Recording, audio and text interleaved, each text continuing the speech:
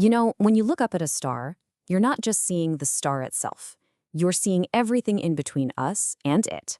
And a lot of that in between is filled with these huge clouds of what we call interstellar dust. But here's where it gets a little confusing for a lot of people. You hear some scientists talking about dust that filters starlight, and then you hear others talking about dust that's a factory for the building blocks of life. So are they talking about two totally different things? Okay, let's really get into this because that question, it sets up this fantastic cosmic mystery. It's a puzzle that some of the most brilliant minds have been trying to solve for decades, just to figure out what these tiny, tiny little particles are really all about.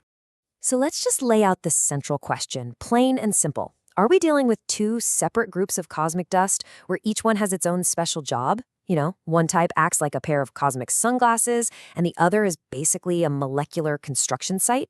I mean, it seems logical, right? A little division of labor. But as you know, the universe is rarely that simple. And it's not. They are the exact same particle. Just let that sink in for a second. This is the amazing, kind of counterintuitive idea at the heart of this whole thing. The particle that polarizes light is the chemical factory. So how on Earth, or, in space, is that even possible? Well, this is where the incredible work of a scientist named Mayo Greenberg comes into play. He came up with this theory of a single amazing particle that completely changes its behavior depending on its environment. It's a true cosmic chameleon. So let's meet our little chameleon. The Greenberg particle isn't just a simple speck of dust. No, it's got a very specific structure. At its heart, there's a hard, rocky core. Think of it as a microscopic grain of sand. But the real magic, the secret sauce, is what's around it. This thick coating or mantle made of all sorts of ices and complex organic stuff. This core mantle structure, that's the key to everything. And this is where we see the particle's two identities in action. When it's just hanging out inside a dark, super cold molecular cloud, totally shielded from any harsh radiation, that icy mantle acts like a sticky surface. It becomes a chemical factory. It starts collecting atoms and molecules, letting them link up and build more and more complex compounds. But take that exact same particle and just move it out into open space, where it's bombarded by starlight, and suddenly it takes on a completely different job. It becomes a polarizer. So what does that even mean?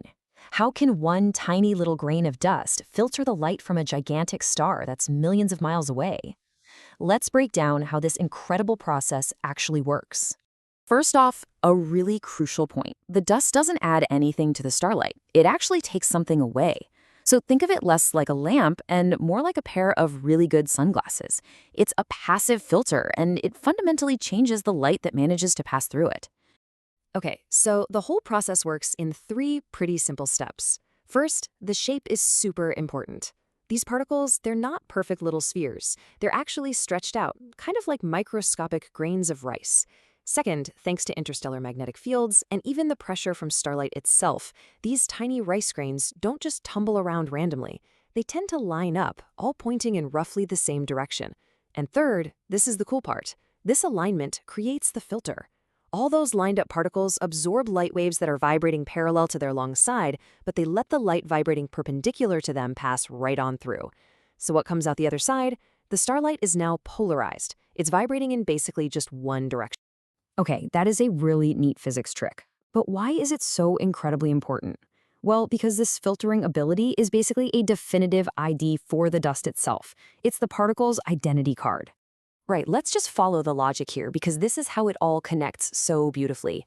The reasoning is totally airtight. If our telescopes here on Earth detect polarized light coming from some distant star, we know, for a fact, that a cloud of these specific stretched-out dust grains has to be floating between us and that star.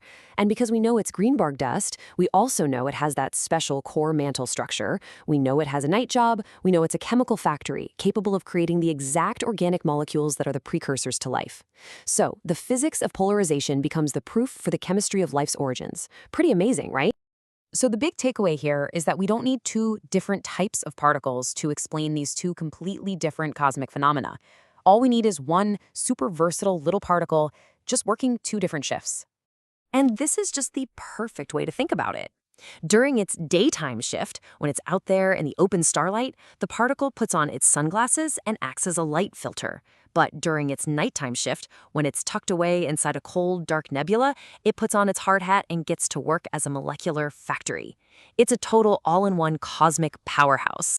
This all-in-one particle, it solves a huge cosmic puzzle, just elegantly connecting physics and chemistry. And it leaves you with this final, really fascinating question to think about.